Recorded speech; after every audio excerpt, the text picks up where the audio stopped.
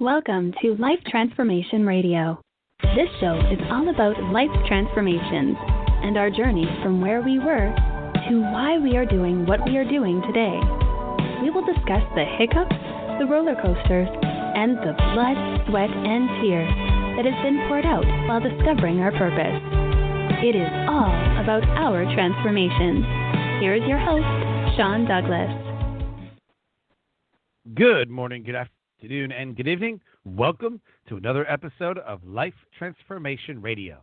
I am your host, Master Resilience Implementer, TEDx speaker, business positioning strategist, and international best-selling author, Sean Douglas.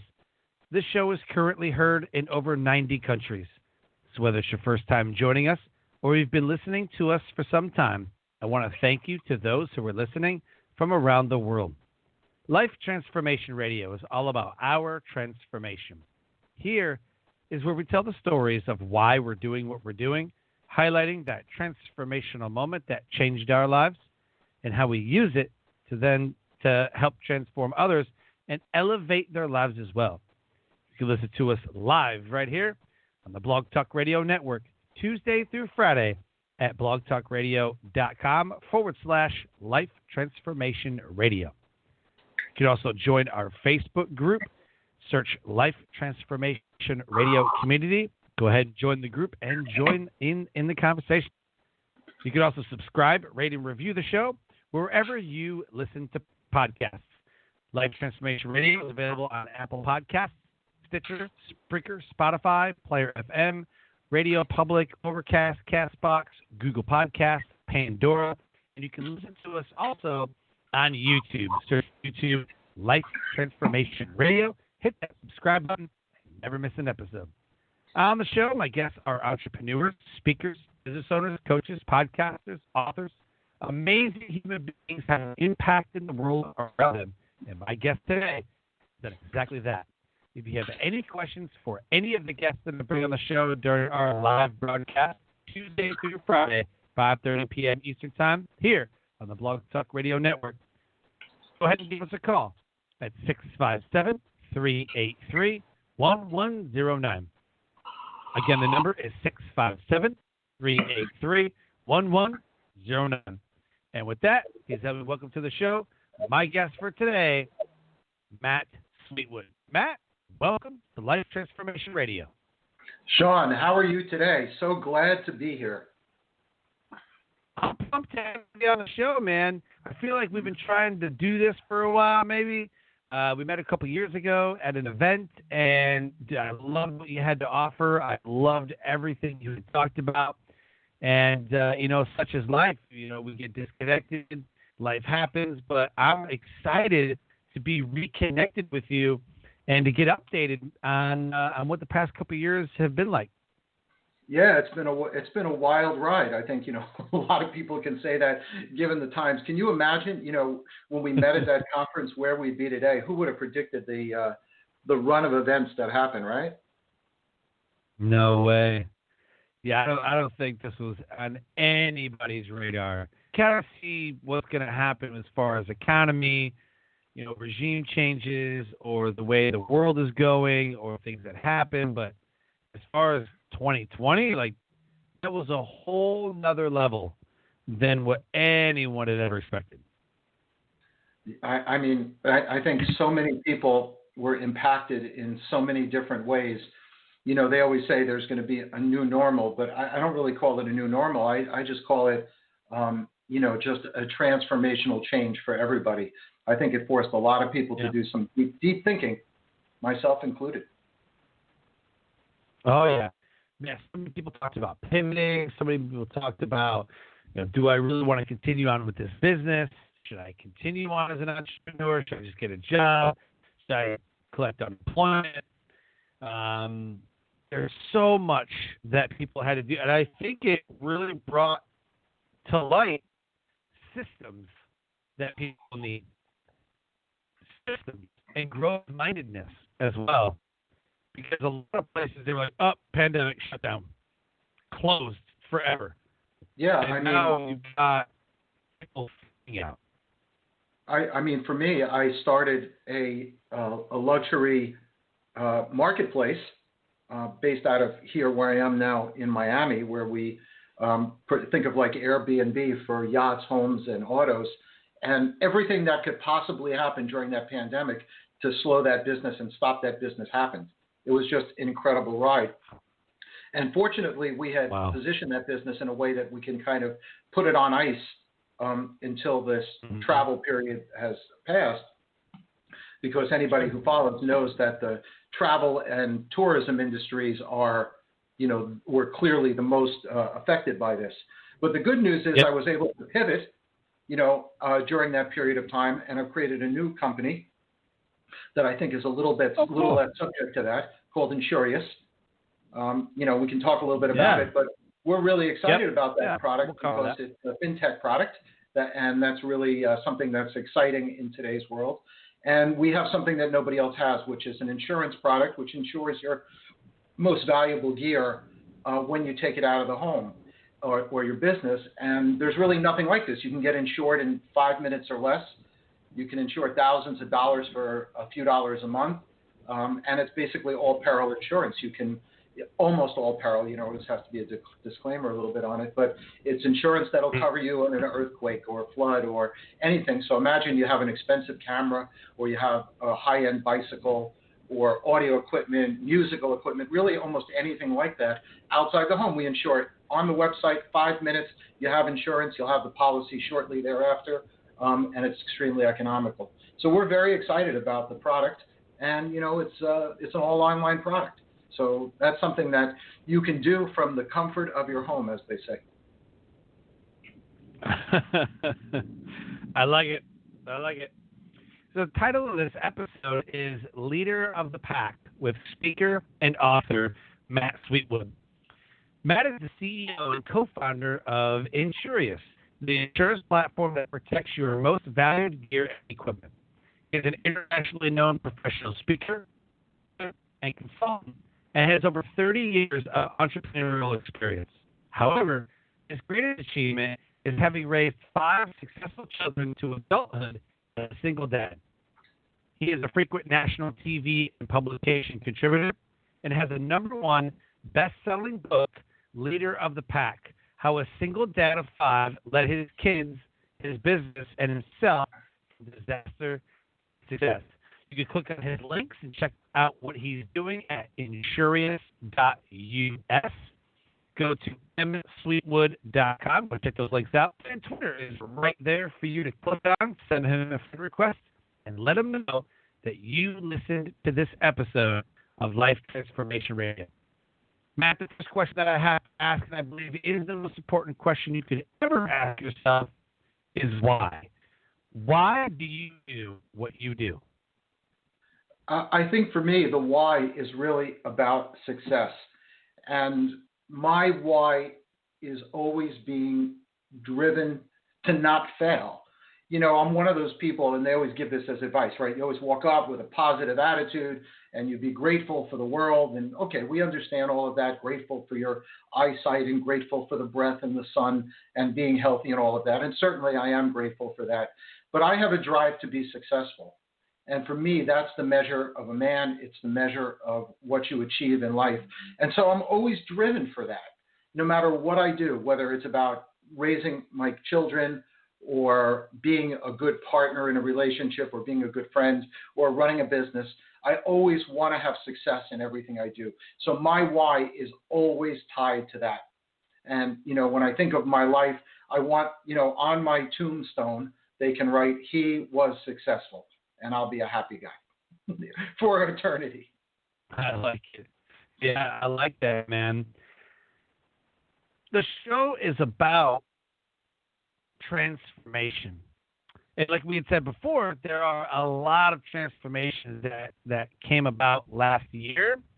But for you, what is a transformational moment changed you, transformed you, and put you on the path to what you're doing today? I mean, I can pick many, many moments, but I think the real pivotal moment in my life came, 20 years ago, something like that. And I talk about this in my book, Leader of the Pack. In fact, I focus on it's one of the focus points in the book, where my life really was in the crapper. My wife and the mother of my 5 little children had walked out on us. I had children. I had to be a single dad for kids ages 18 months through 8 years old. Imagine, right? One still in diapers. The oldest 8, 5 kids, mother leaves. My business was failing. The legal system was being extremely unfair to me. I was miserable as a person. I was lonely. I was really not in a good spot.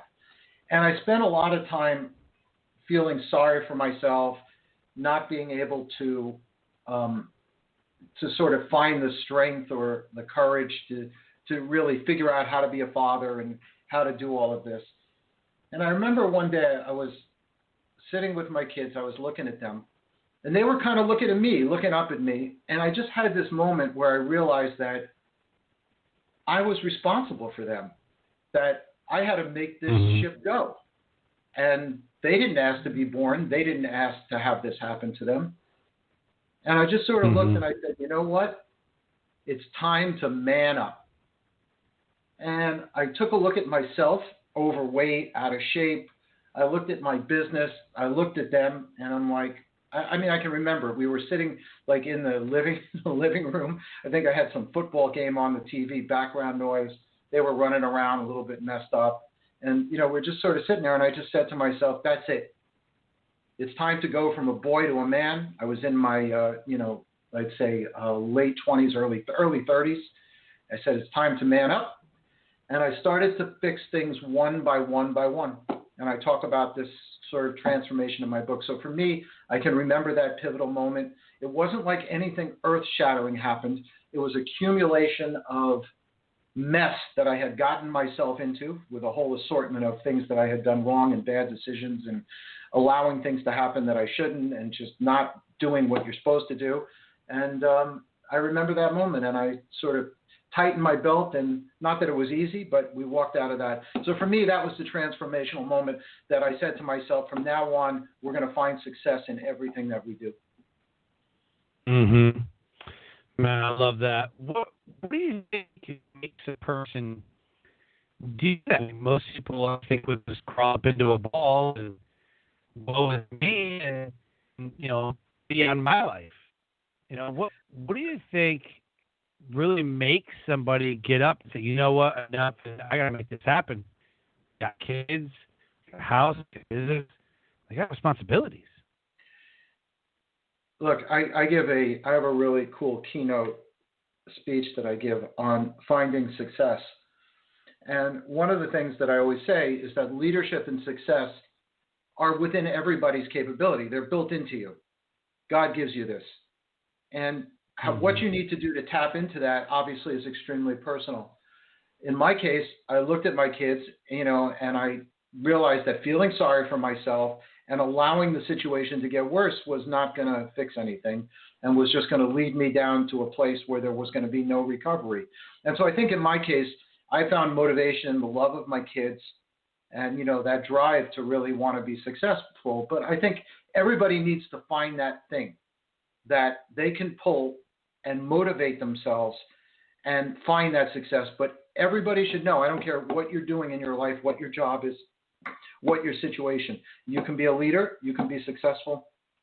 You just have to sort of tap into that within you. Perfect.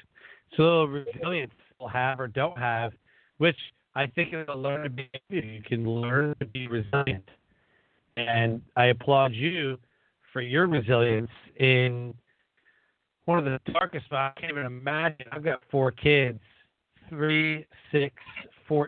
And one that's about 18.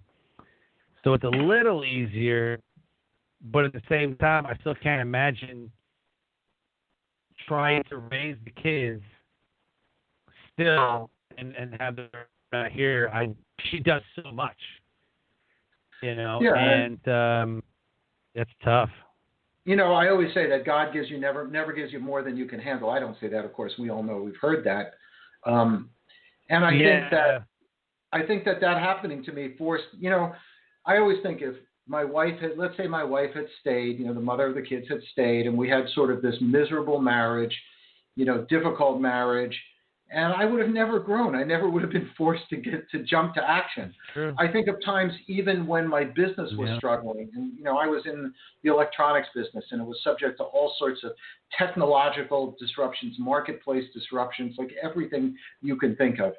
And I can think of times when, we're like, okay, maybe we should give this up. And I would turn to my partners. I'm like, I got 5 kids to feed.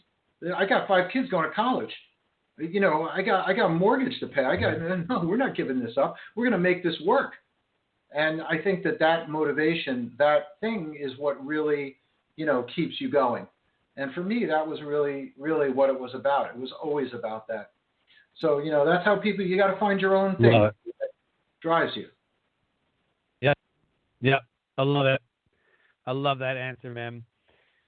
So, moving forward out of that transformation, you had to do something. So tell everybody what it was that elevated you, but what do you do now that elevates the world around you? So I have a philosophy that I live by. Look, I've been lucky enough, to be sort of a important person in the photo industry. That's where I came from, electronics photo industry. I was chairman of the board of a few nonprofits. We did some really good things, particularly when I was in New York.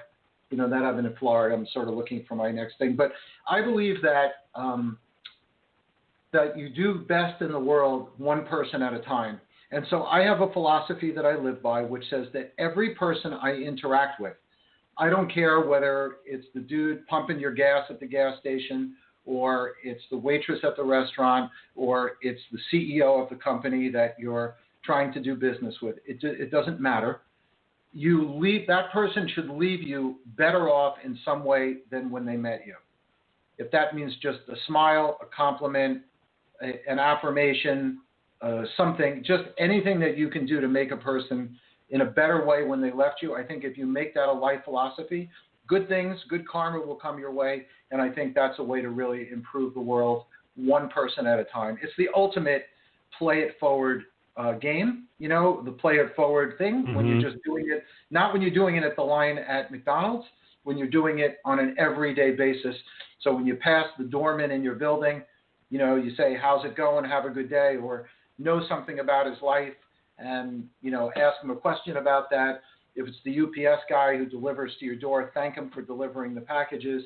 Tell him you appreciate him delivering those packages in 90-degree heat, or, whatever it is. Sometimes if I'm at a restaurant, I'll not only leave a tip, but I'll write a note on the bill that says, I appreciate you made my fries extra well done. I'll remember that, and that kind of thing. So I think if you do that and you make that a way of life, without sounding too like, pie in the sky, kumbaya kind of thing, I think you make the world a better place. Mm-hmm. I love that, man. And absolutely right. I was always taught that you need to leave things. I don't care if it's, a person's house that you go to, a friend's house, you borrow a car, you borrow a tool, wherever you go, you always want to leave things kind of better than you found them.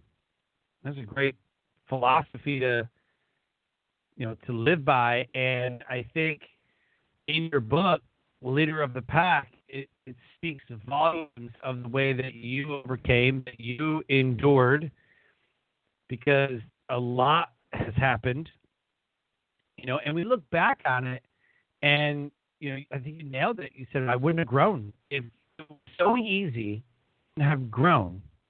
And I think not only you grew, but the children grew as well. That's a really interesting point, because, the thing that I kind of didn't mention in the story is that the mother disappeared from their life and ultimately never came back. And so they never really saw their mother again. And, you always wonder, would they be better off with this circumstance or better without? I won't get into the details of it, because that's kind of like read the book kind of thing. Yep. But, Yep. I think that it forced them to be tough. And while there's obviously deficiencies, mothers provide a very important part of the growing up equation. I can say with a big duh, of course. But on the other hand, they had to learn resilience also and learn to, make their way through without some of the things that you find in more typical situations. And I find that my kids are pretty tough, for that generation. I'm sure you and I can have a little discussion about this next generation and, their overall lack of toughness maybe. But I'm pretty proud I'm pretty proud of how, tough my kids are. None of them are, are wimps, even though they're all, they're millennials and, they have the things that go with that generation. But, I'm pretty proud of that. And I think that is a function of, what they were through. Yeah, there's a lot of research studies done about dual parents and single parents in the home and how successful the children would be. And I can't name too many studies where the mom is gone and the dad raises the kids, and the overall outcome of that. There's a lot. This is, if dual parents are there, you've got a X amount of chance to be successful. They've got, two parents and, with dad in the home, and it's always about this dad. Or if a single mom, their chances of being successful or going to college or having whatever the dad would bring to that relationship, it's completely dwindled. You have an X amount of percentage, and I was just looking up, like, what happens if mom is in the home. Not a whole lot of studies.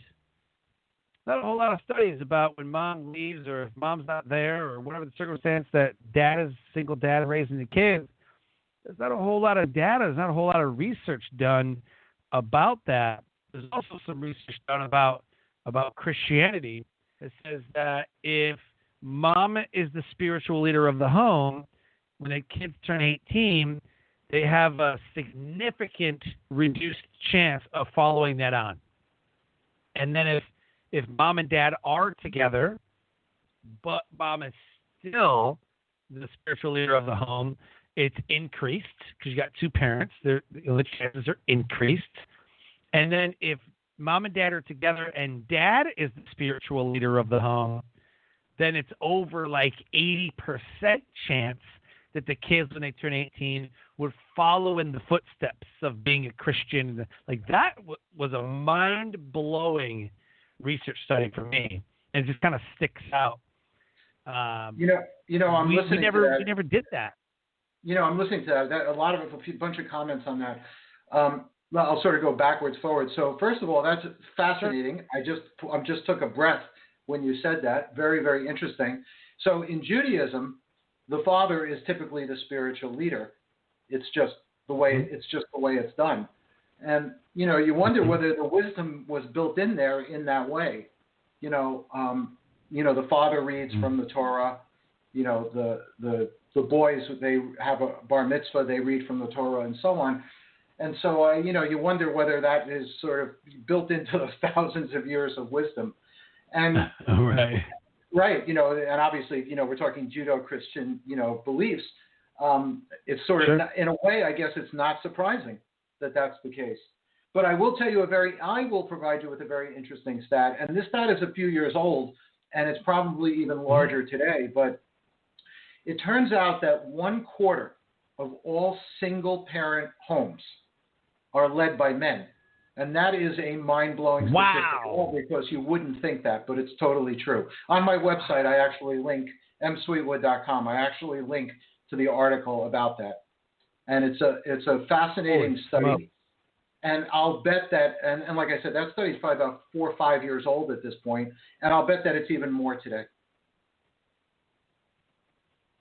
It's an amazing fact. So it turns out there's a lot of dads out there that are the leaders of the family. And it's not the case. I'm not suggesting that in 1/4 of the cases the mom walks away from the kids. I'm not saying that. There's all sorts of circumstances why the kids are with dads. In today's world, with women having more and more workplace superiority, the ability to earn more money than men do in the workplace, them exceeding at greater levels in education and so on. I think you're going to see that more where you have a family and there's a decision made where the father stays home and the mother works. I think you see that. I think you see lots of variations of that. So I believe that number, that 25% number, is going to continue to go up. Yeah. Yeah, I would never, ever, ever have guessed that it would be that high. Like, I would have never guessed. Well, it's also a media control thing, right? It's also a little bit of media. Yeah, that. Yeah. Right? Because that goes against a little bit of the narrative, that men are not so good. So, I mean, some other things too. Totally get that.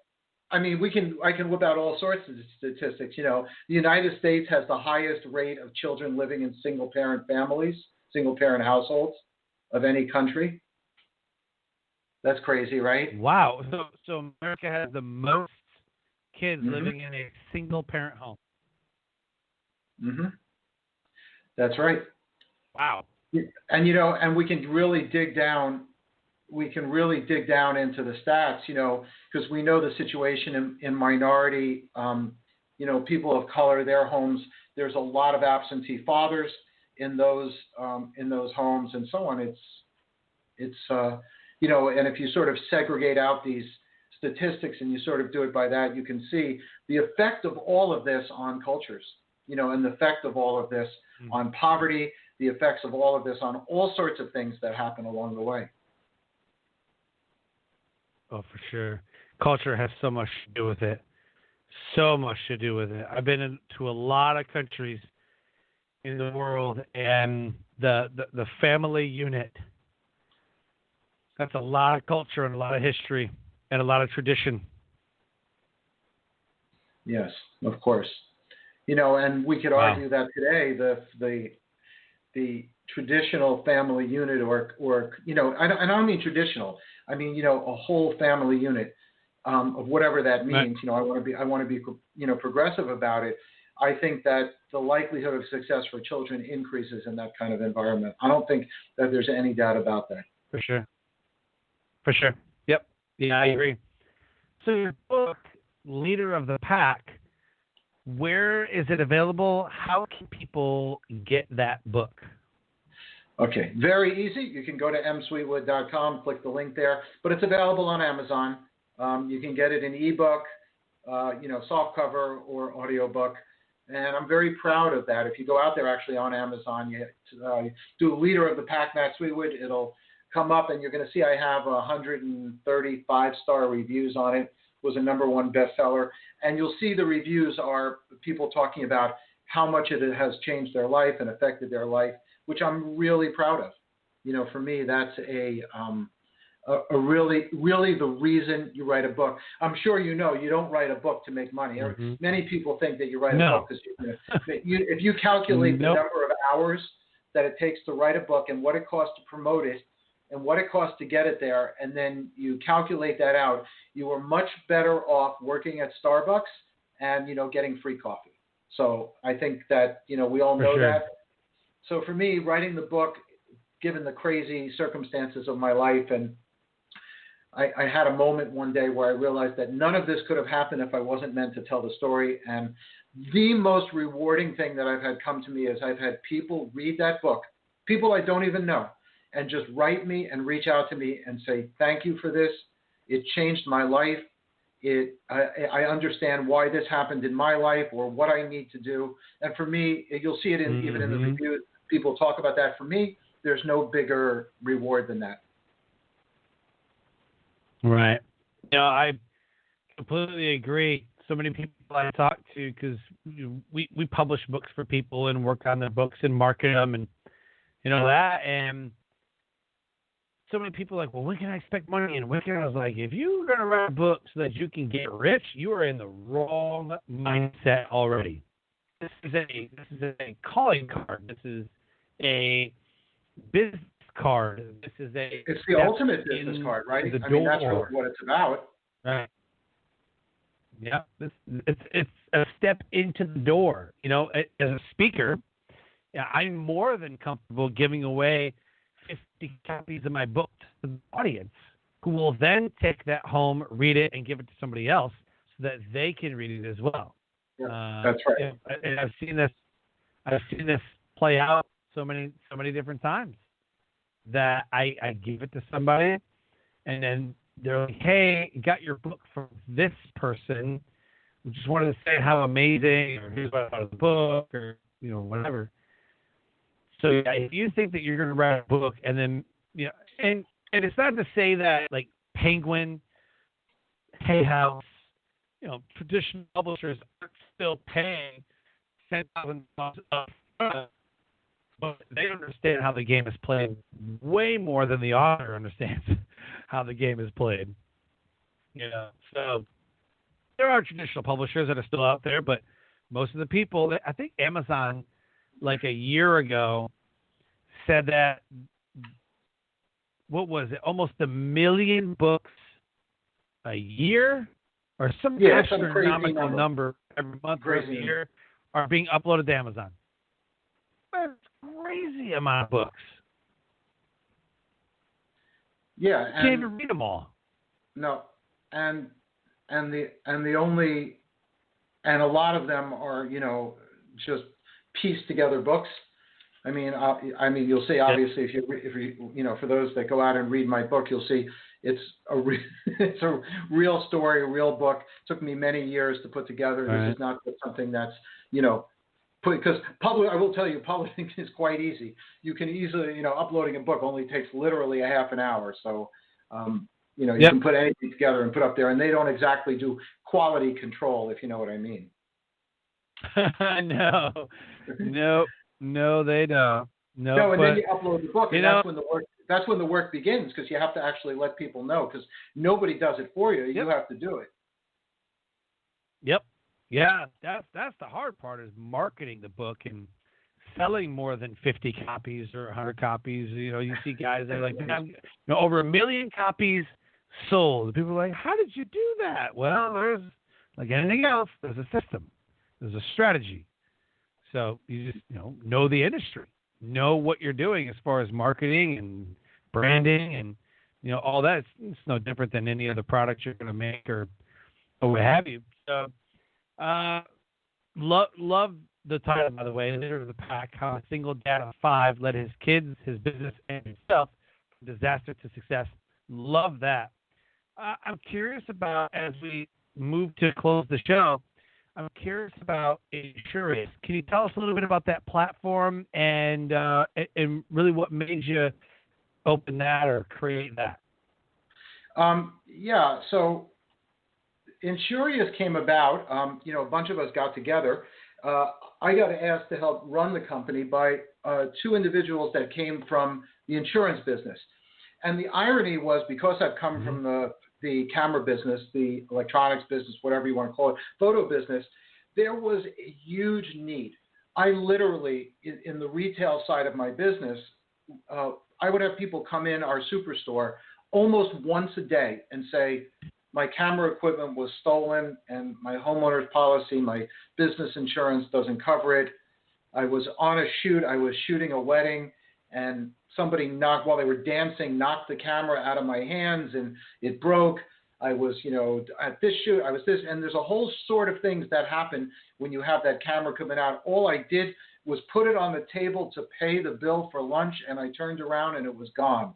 My car I just used to hear these stories, and what was really sad was their regular insurance didn't cover it.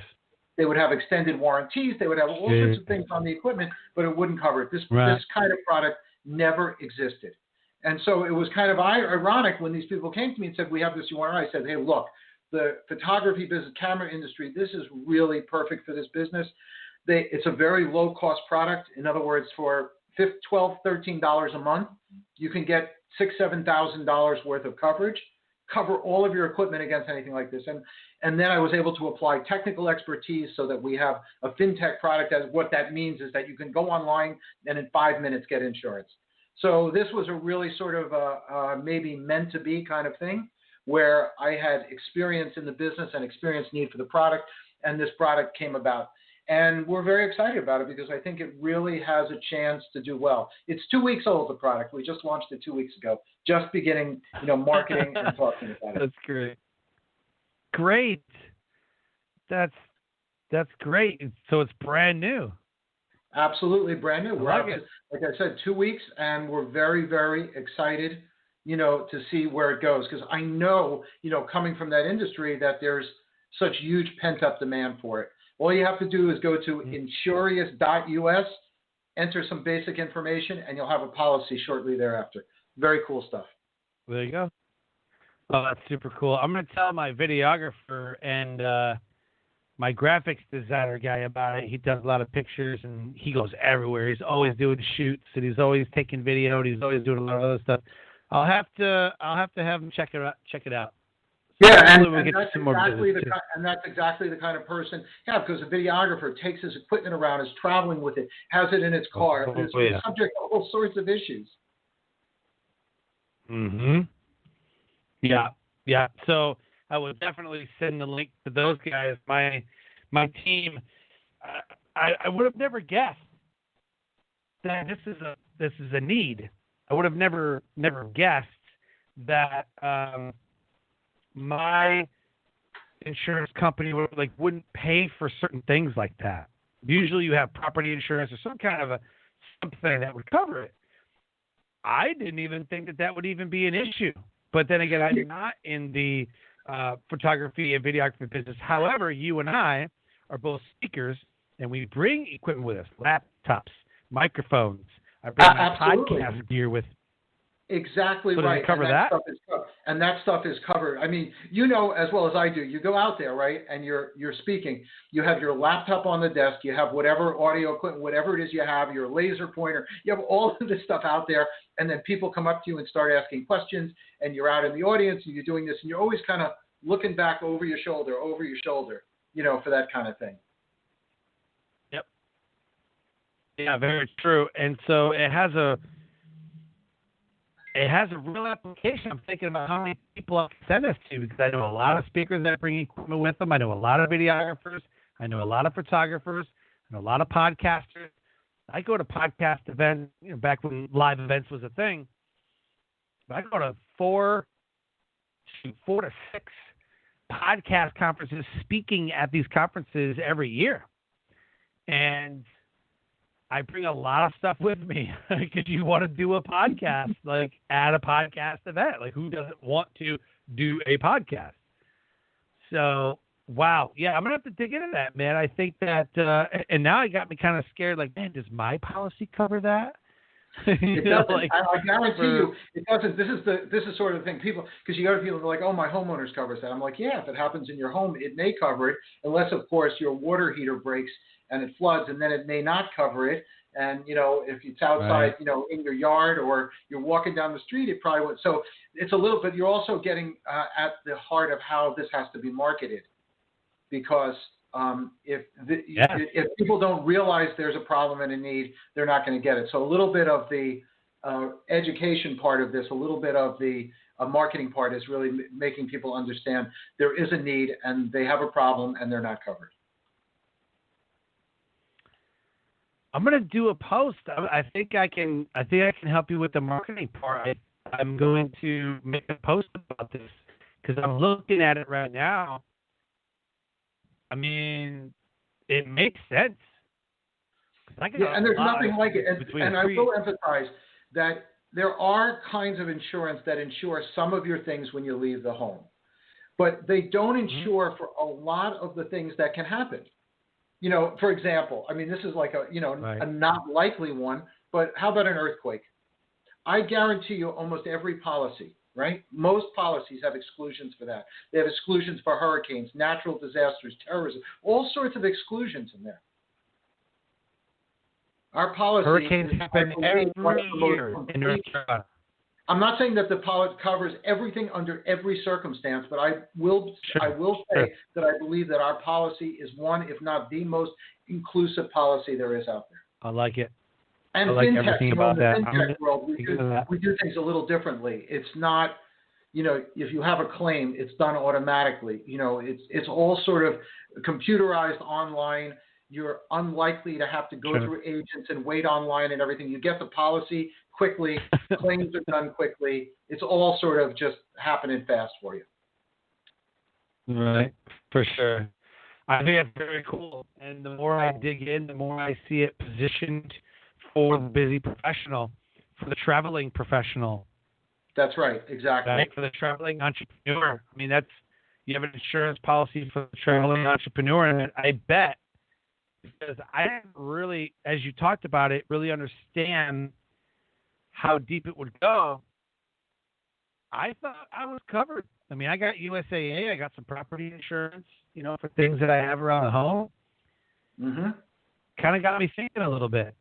That's right. I can promise you covered. that if you lose your laptop, if your laptop is stolen or you lose it, you drop it, you have it in the overhead compartment in the plane, and the thing falls out and bangs on the. That's it. You're done. Wow. Now you definitely created a category, my friend. You definitely created a new market category. But we got to get the word out there, and that's part of why I'm here talking to you. I'm happy that you decided to let me on today, and it's a chance for me to talk about something new. So I'm excited about it. Love it. Yeah, I'm going to put out a post, man. I'll have some people kind of checking it out, and hopefully we get you some new clients. And well, I'm going to tell you something. One of the things that we built, in this world of marketing, we have an affiliate program. So, you sign up, you get somebody else to sign up, it sort of pays down the line. And that's actually one of the ways we're going to market the product is by having influencers and affiliates. And so you can sign up as an affiliate and send your link to anybody. And, we share when people buy policies. So that's what I would do. I would go on and create an affiliate account, and it takes like 3 minutes to do it. And then you get your own link and you send that link to people and say, hey, I think this would be good for you. That's exactly what I'm going to do. Good idea. Affiliates. And you got influencers, and influencer marketing is pretty popular. So I like what's going. Matt, thank you so much for your time. I'm glad we finally got to sit down, my friend. You're doing absolutely great things in this world. My hat off to you for what you've done with the circumstances that you were given. Yeah, and I just thank God every day for giving me the strength and getting us through it and putting us in, an amazing circumstance. So I feel very blessed and I'm very grateful. What is your message to the listeners right now? If they listen to nothing else that you and I have talked about, but they happen to stumble upon this moment, what is your message to the listeners? I think it's really the motto that I live by, which is if you want to make something happen, you want something positive to happen in your life, you have to simply ask yourself one question. How badly do I want it? And I promise you, if you want something badly enough, and I mean badly enough, you're going to do anything and everything it takes, hopefully legally and ethically, to make that happen. And that's really what it's about. And if you haven't succeeded, ask yourself that question again, and maybe the answer is I don't really want it badly enough. So for me, that's always been the case. And even I do that now. Sometimes things are not working like I want them to, and I say to myself, did I really want that badly enough? Was I willing to do whatever it took? So for me, that's really what it's about. Ask yourself that question every day about the things that you want to accomplish. Love it. Again, Matt, thank you so much for coming on the show. It's been an absolute honor and a pleasure to have you here telling your story and talking about Insurious. Go to Insurious, INSURIOUS, insurious.us, and then go find his book wherever books are sold, Leader of the Pack, How a Single Dad of 5 Led His Kids, His Business, Himself from Success. Matt, thank you so much for joining us on Life Transformation Radio. The pleasure has been all mine. Thanks for having me, Sean. Life Transformation Radio listeners, an amazing guest impacting the world around him. If any part of Matt and I's conversation has resonated with you, please go to the links in the show notes, click on those, and see what Matt is all about. And with that, I close the show by saying live your brand. Find opportunities every day to live out the core values that you hold deep in your heart. And I call this living your brand. So until next episode, live an amazing life.